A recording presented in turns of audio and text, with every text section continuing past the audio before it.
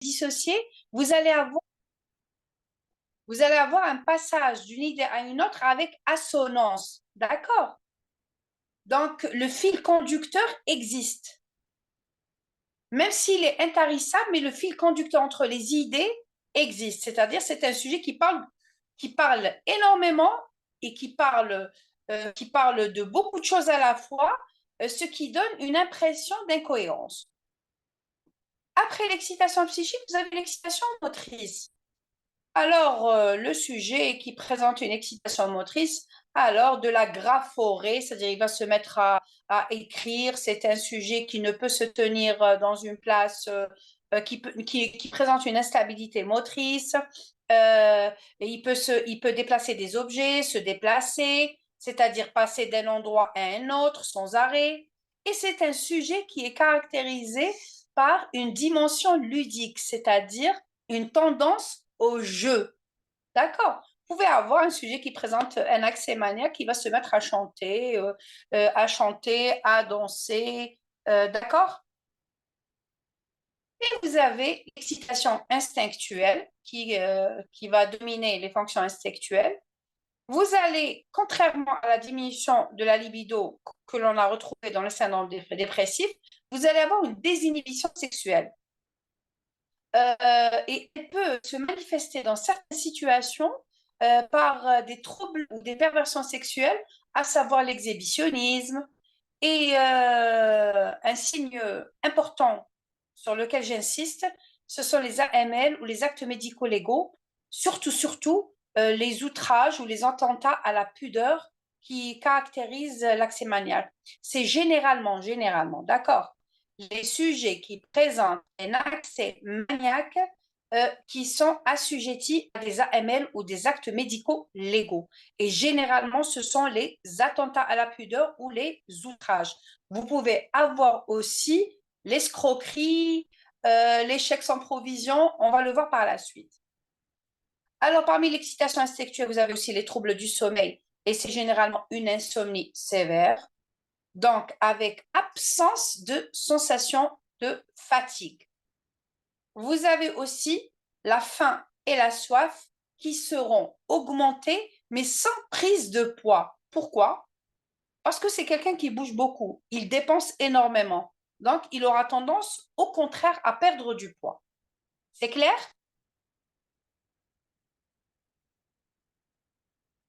Est-ce que c'est clair? Oui, professeur. Très bien. On va passer maintenant aux différentes formes cliniques de l'accès maniaque. Alors, nous pouvons avoir la manie aiguë, suraiguë ou furieuse. C'est ce qu'on appelle la fureur maniaque. Et cette forme d'accès maniaque, elle est caractérisée par une agitation ou une irritabilité motrice qui est intense et qui peut atteindre un état de fureur classique. D'accord? Alors, dans ce cas et dans cette situation, les plaisanteries seront remplacées par des propos acerbes ou violents. Vous allez avoir des reconnaissances de droit, une affirmation orgueilleuse et un sentiment impérieux de supériorité. D'accord? C'est une sorte d'hostilité. C'est ça la fureur maniaque. Une hostilité sur tous les plans. Une hostilité émotrice, c'est-à-dire une fureur, et une hostilité dans l'agit, c'est-à-dire dans les pensées, dans le comportement. D'accord? Et cette forme, elle est tellement redoutable, et ce, vu le retentissement sur l'état général et le potentiel accru ou élevé de dangerosité. D'accord? C'est ça la fureur maniaque. Vous avez la manie délirante. Elle correspond à l'accès maniaque ou l'épisode maniaque avec caractéristiques psychotiques qui est DSM-5. Alors, dans ce cas, dans la manie délirante,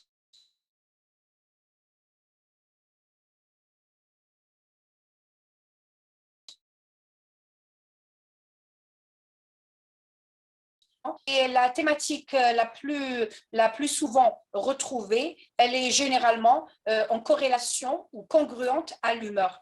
C'est généralement des idées mégalomaniaques ou de supériorité ou de grandeur et de toute puissance. C'est les idées délirantes les plus fréquentes.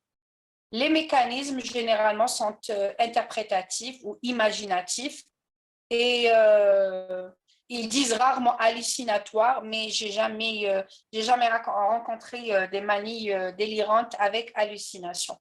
D'accord. Alors, ces idées, généralement, elles sont soumises à des fantasmes ou des fantaisies imaginaires. D'accord. Et elles sont labiles et non systématisées. D'accord. Elles ne sont pas systématisées. Vous allez voir dans les signes de l'accès maniaque qu'il y a des épisodes maniaques avec caractéristiques psychotiques. OK? Et qui sont nettement différents des signes psychotiques de la schizophrénie. Hein. On a la manie confuse, après la manie délirante. Dans ce cas, on aura une association d'éléments confusionnels avec les éléments ou les perturbations thymiques. Et cette manie confuse, elle se voit généralement chez le sujet âgé. Et dans ce cas, il faut toujours éliminer une organicité. D'accord? En quatrième lieu, c'est la manie catatonique. Qui dit manie catatonique, c'est l'association des signes de l'épisode maniaque avec les signes de la catatonie. Vous savez ce que sont les signes de la catatonie? C'est le maintien des attitudes, la catalepsie, la rigidité. D'accord? C'est ça les caractéristiques catatoniques. C'est clair pour le moment? C'est clair? Alors, vous pouvez poser des questions à tout moment. Hein? OK. Alors Professeur, après, on a fait l'épisode. professeur, Oui? Oui? comment peut-on faire la différence entre la manie avec des caractéristiques psychotiques et la schizo-affective? Alors, dans la schizoaff, vous allez avoir les signes psychotiques qui apparaissent au devant de la scène. Dans la schizoaffective, c'est les éléments chimiques qui viennent au second lieu. D'accord, ils sont minimes. C'est le délire et les hallucinations qui sont au devant de la scène. D'accord. Ouais, Dans la d'accord. manie délirante, c'est tout à fait le contraire. Vous allez avoir les symptômes chimiques qui sont importants et intenses, et les idées délirantes, elles sont minimes, d'accord, et elles viennent au second lieu. D'accord, elles apparaissent après les symptômes, le délire apparaît après les symptômes chimiques. Et bien sûr, il y a la dissociation. Ouais. D'accord, merci. D'accord? Je vous en prie. Nous passons maintenant, après avoir vu ou après avoir passé en revue les symptômes de l'épisode dépressif, les symptômes de l'épisode maniaque, on passe maintenant au diagnostic positif d'un trouble bipolaire. Vous savez qu'il y a deux types de troubles bipolaires. Le trouble bipolaire type 1 et le trouble bipolaire type 2. Alors, pour le trouble bipolaire type 1, il est caractérisé, c'est des signes à apprendre et à connaître, d'accord? Et avec l'expérience, vous pouvez faire la part des choses. Mais c'est des signes à connaître. Donc, le trouble bipolaire type 1, il est dominé par la survenue d'un ou plusieurs épisodes maniaques. D'accord? C'est la succession d'un ou plusieurs épisodes maniaques. La présence d'épisodes dépressifs n'est guère nécessaire pour porter le diagnostic de trouble bipolaire type 1. D'accord? Succession ou survenue d'un ou de plusieurs épisodes maniaques. D'accord? Alors, dans le diagnostic de trouble bipolaire type 1, on va exclure les troubles de l'humeur qui sont induits par une substance ou par une affection médicale générale, et on va exclure aussi les troubles de l'humeur ou les épisodes thymiques qui ne sont pas mieux expliqués par un trouble schizoaffectif, qui ne sont pas surajoutés à une schizophrénie, par un trouble schizophréniforme, un trouble délirant ou un trouble psychotique non spécifié. Ça, c'est les signes du DSM-5. Vous gardez à l'esprit que le trouble bipolaire type 1 est caractérisé, je me répète, par la survenue d'un ou de plusieurs épisodes maniaques. D'accord? Pour le trouble bipolaire type 2, il est caractérisé par la survenue d'un ou plusieurs épisodes dépressifs majeurs, d'accord, accompagnés, écoutez bien, accompagnés d'au moins un épisode hypomaniaque. D'accord? Alors, l'absence de tout épisode maniaque est essentielle pour porter le diagnostic de trouble bipolaire type 2. C'est tout à fait le contraire. Mais il faut qu'il y ait, d'accord, au moins un épisode hypomaniaque. Alors, je vais vous dire, dans le cas de trouble bipolaire type 2, les épisodes hypomaniaques, ils passent souvent inaperçus. C'est pour ça que l'interrogatoire et l'anamnèse doivent être faites avec minutie, s'il le faut avec un référent ou avec l'entourage. Parce que vous savez que l'épisode hypomaniaque ou l'hypomanie, c'est une forme atténuée de la manie. D'accord? Alors, pour porter le diagnostic de trouble bipolaire type 2, c'est la succession d'épisodes dépressifs avec au moins un épisode hypomaniaque. D'accord? Il ne faut pas qu'il y ait un épisode maniaque avéré. C'est clair? C'est clair? Oui, professeur. Très bien. Alors, quelles sont les modalités évolutives et les complications des troubles bipolaires? Alors, comment évolue l'accès maniaque? En l'absence de tout traitement, généralement, la symptomatologie de l'accès maniaque, elle va durer de 4 à 8 mois, généralement. Alors, sous traitement, elle va s'estomper en 3 à 6 semaines. D'accord? Alors, qu'est-ce qui va disparaître en premier lieu? La composante délirante, elle va disparaître en premier lieu. Puis, on aura disparition de l'excitation, la logorée. Et enfin, la dispersion de l'activité et la normalisation du sommeil. D'accord? Alors, l'instauration du traitement. Quand vous allez instaurer le traitement, il y aura des éléments à surveiller. D'accord? Donc, ne vous attendez pas à ce qu'il y ait disparition ou amendement du tableau morbide d'un coup. D'accord? Donc, il y aura des composantes qui vont disparaître l'une après l'autre. Alors, la composante délirante, c'est la première qui va disparaître. Ensuite, il y aura la disparition de l'excitation, de la logorée, de la dispersion. D'accord? Ensuite, il y aura normalisation du sommeil. Et la normalisation du sommeil est un bon critère de guérison et de stabilisation. C'est clair? Oui. Alors, l'évolution du trouble bipolaire. Le trouble bipolaire, il faut ça, on l'a déjà dit dans l'introduction, c'est une pathologie qui est épisodique, d'accord? Qui évolue avec des récurrences et des intervalles libres. C'est ce que j'ai appelé tout à l'heure la restitution ad integram. Alors, en ce qui concerne la durée des épisodes, elle est variable d'un sujet à un autre.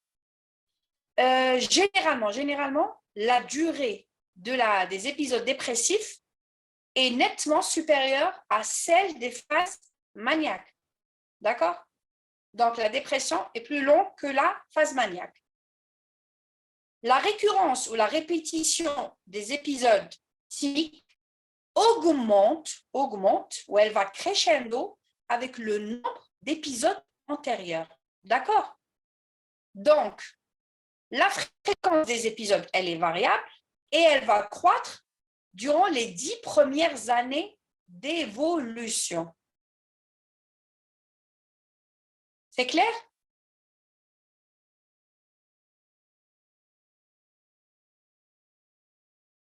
La fréquence des épisodes, elle est nettement variable et elle va crescendo durant les 10 premières années. D'accord? La dépression, elle est plus longue et nettement supérieure à celle des phases maniaques. Alors, la fréquence et la longueur des intervalles, elle est variable. Alors, ils vont se réduire de plus en plus avec l'évolution de la maladie, bien sûr, et ce, du fait de l'augmentation de la fréquence des accès et du prolongement de leur durée. OK?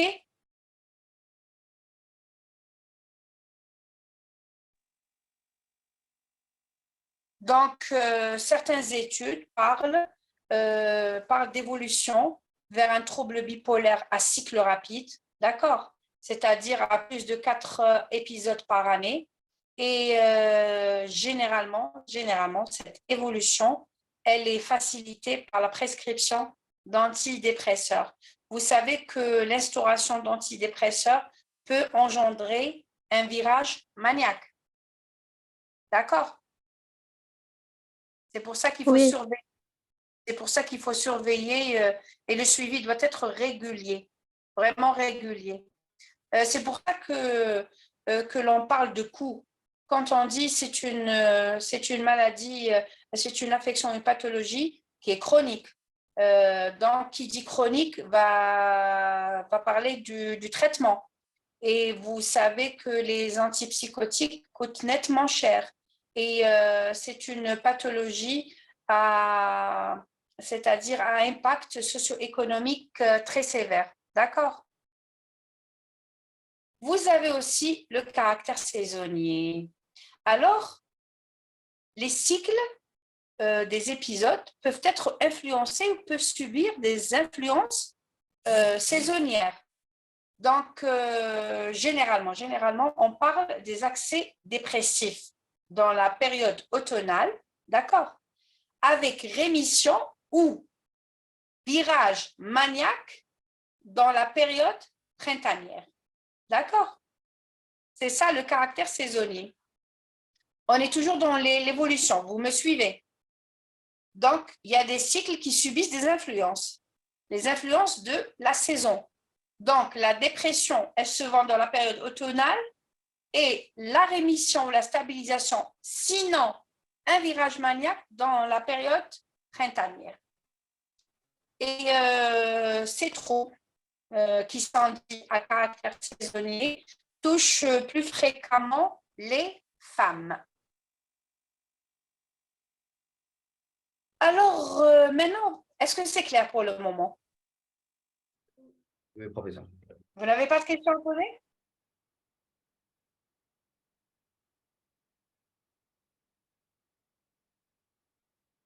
Alors, le virage maniaque.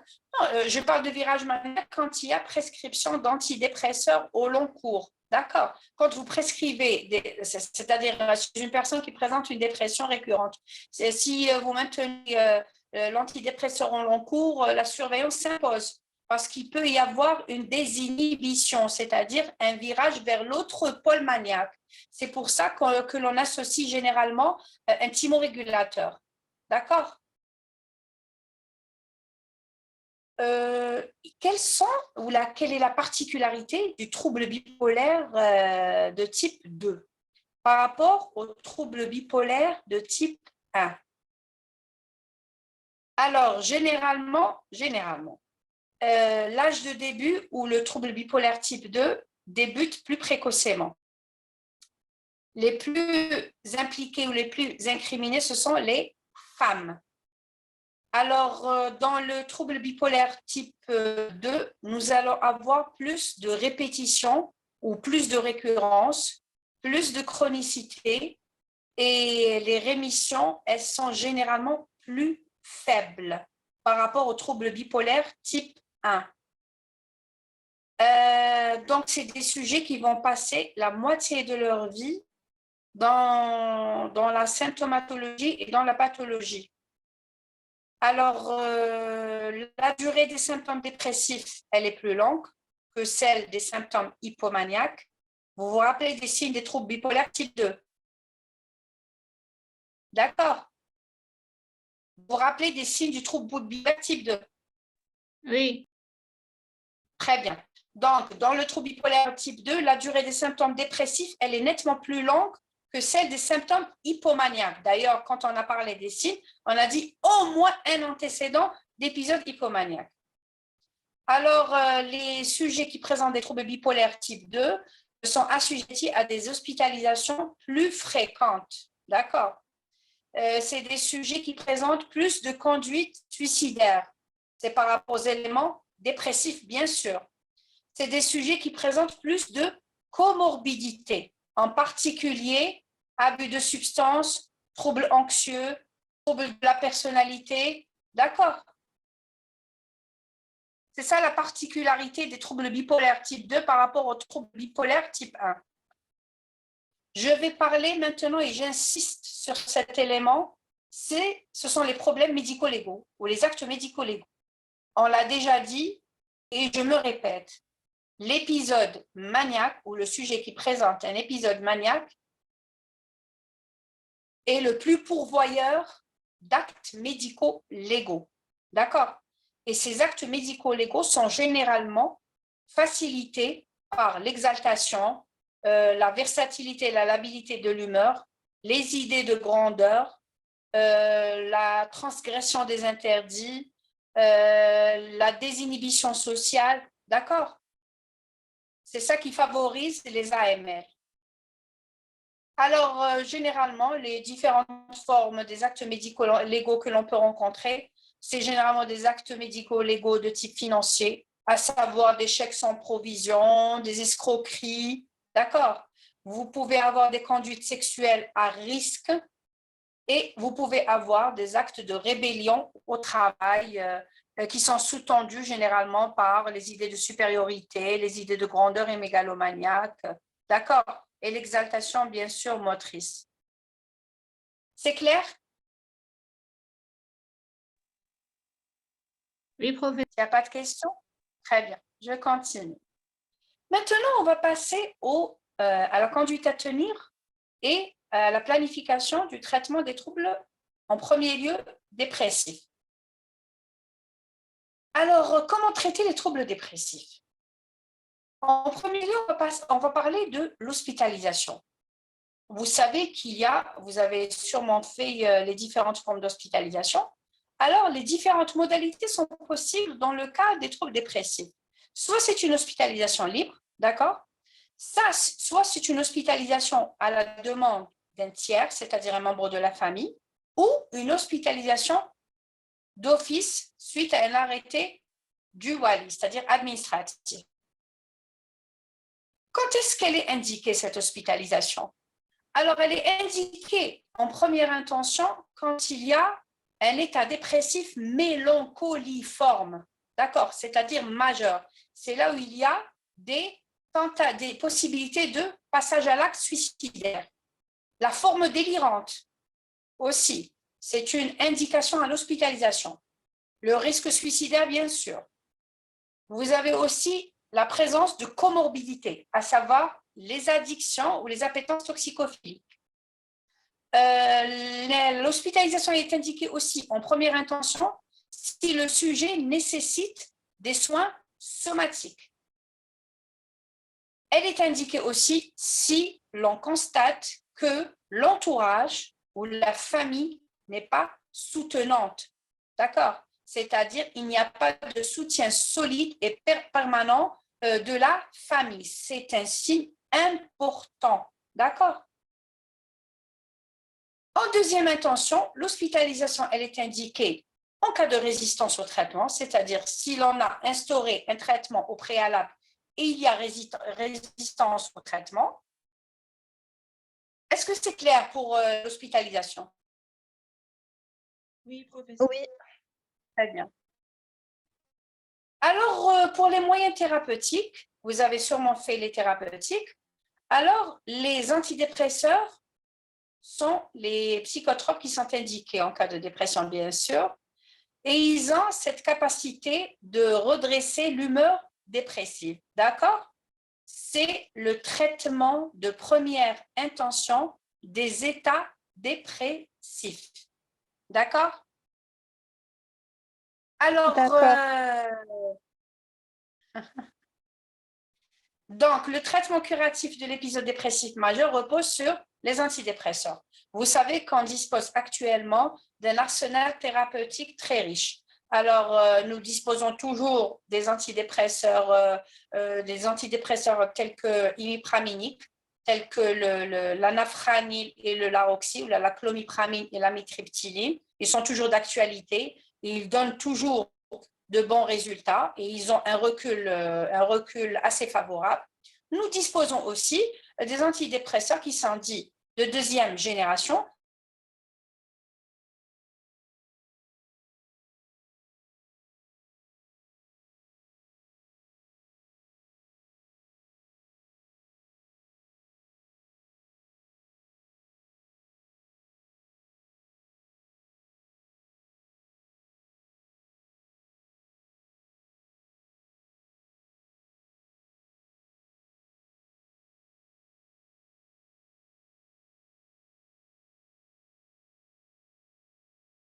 Mais on peut aller jusqu'à 60 mg.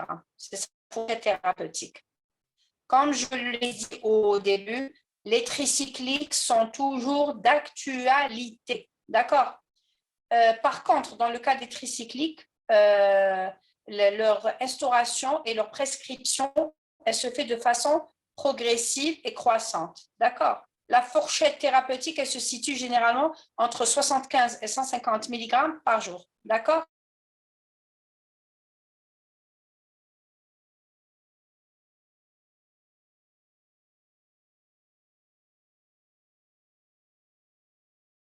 Les anticycliques ou les tricycliques, nous disposons d'un antidépresseur qui est la clomipramine et qui est connu sous le nom d'anafranil, et c'est le seul qui existe par voie injectable. D'accord?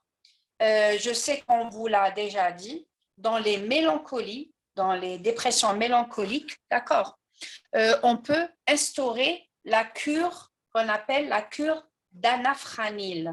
D'accord? C'est le antidépresseur, j'insiste, qui existe par voie injectable. Ce sont des ampoules à 25 mg que l'on injecte par voie intraveineuse via du sérum salé isotonique. D'accord?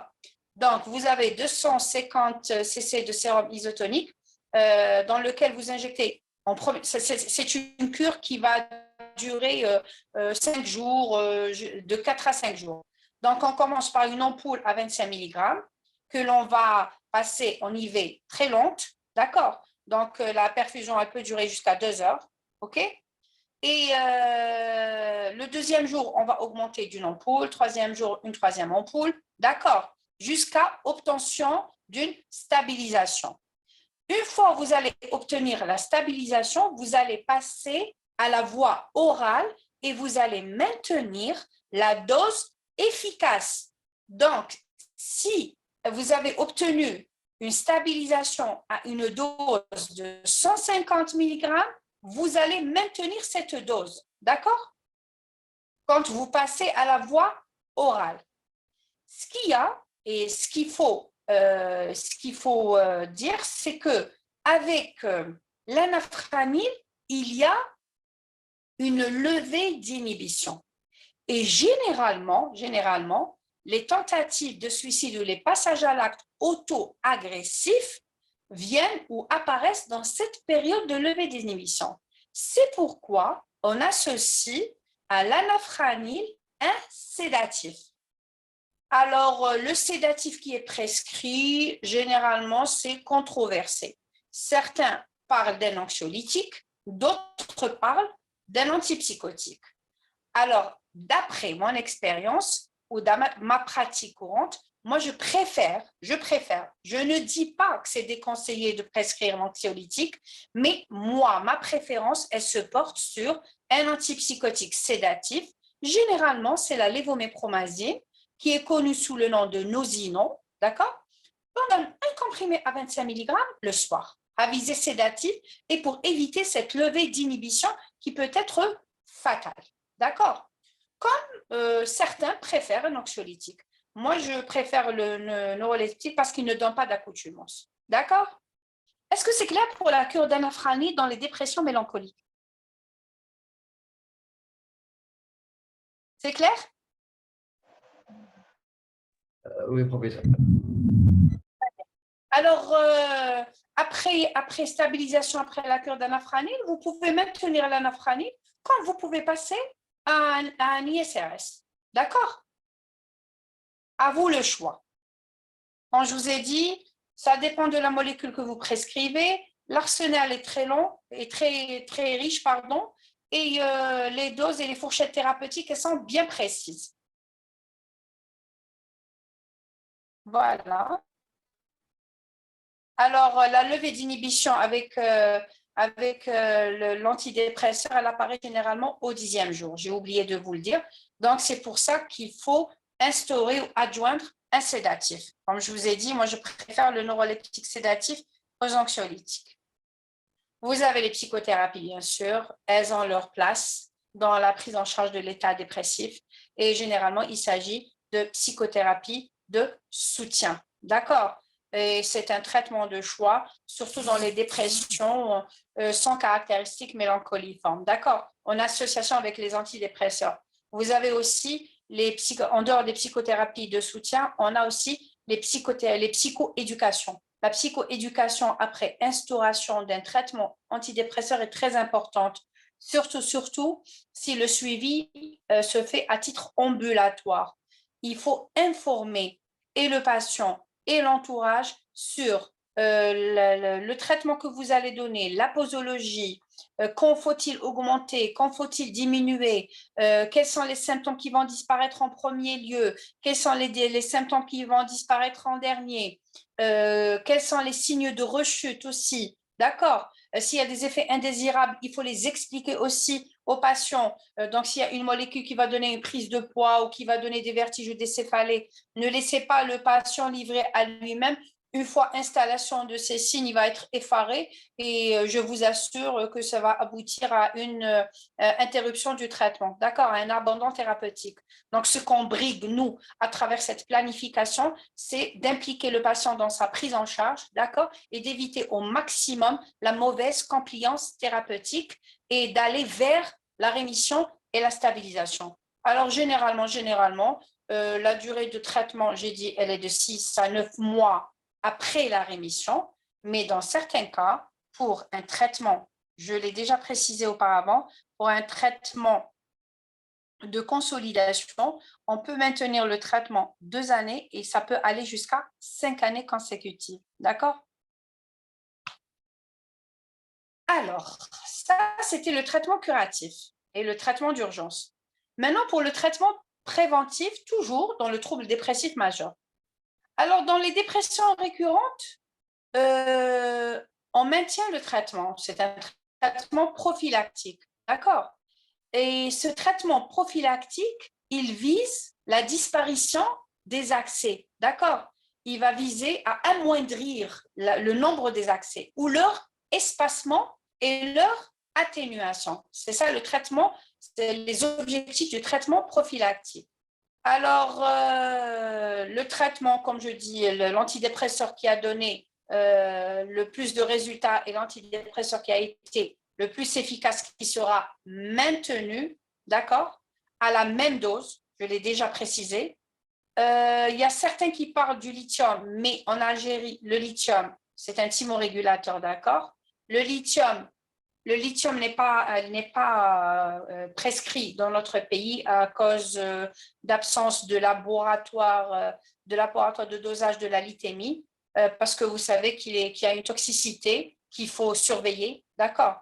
Donc, il est souvent de deuxième intention, sinon on opte pour un autre thymorégulateur. Nous avons la lamotrigine, la carbamazépine, d'accord? Ce sont généralement des antiépileptiques qui ont une vertu thymorégulatrice.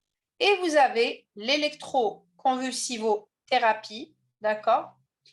Et l'électroconvulsivothérapie, elle constitue une alternative, surtout dans les dépressions invalidantes et les dépressions résistantes, malgré un traitement bien tendu, d'accord? Et ça donne de très bons résultats. C'est clair? Est-ce que c'est clair? Oui, professeur. en continu. D'accord. Pour le traitement du trouble bipolaire, alors en première intention, ce sont les thymorégulateurs. Je viens de les citer. Alors, ces thymorégulateurs, ce sont des psychotropes, d'accord? C'est des antiépileptiques, d'accord? Mais nous, on les prescrit à visée thymorégulatrice. Donc, ils vont permettre de réduire la durée, l'intensité des épisodes thymiques et ils vont aussi améliorer la qualité des intervalles libres. Ils vont être plus longs. Donc, les thymorégulateurs, c'est la pierre angulaire du traitement des troubles bipolaires. On ne peut traiter un trouble bipolaire sans instaurer un thymorégulateur. Qui dit trouble bipolaire dit trouble de l'humeur. D'accord? On associe aussi un antipsychotique. Alors, vous savez qu'actuellement, on prescrit les antipsychotiques de deuxième et de troisième génération. Pardon. Alors, pourquoi prescrire les antipsychotiques de deuxième et de troisième génération? Parce qu'ils génèrent moins d'effets secondaires, ils n'ont pas d'effets secondaires, et on peut les prescrire en monothérapie, seul. Et il y a un élément important, c'est qu'il y a des antipsychotiques tels que l'aripiprazole, d'accord, qui est connu sous le nom d'Abilify, qui peut agir sur l'humeur, c'est-à-dire qui peut être antipsychotique et qui peut avoir des vertus thymorégulatrices. D'accord? Donc, c'est un traitement de choix. Donner Abilify, donner un antipsychotique qui va agir sur les idées délirantes et qui va agir sur l'humeur en monothérapie, c'est extraordinaire. D'accord? Donc, qu'est-ce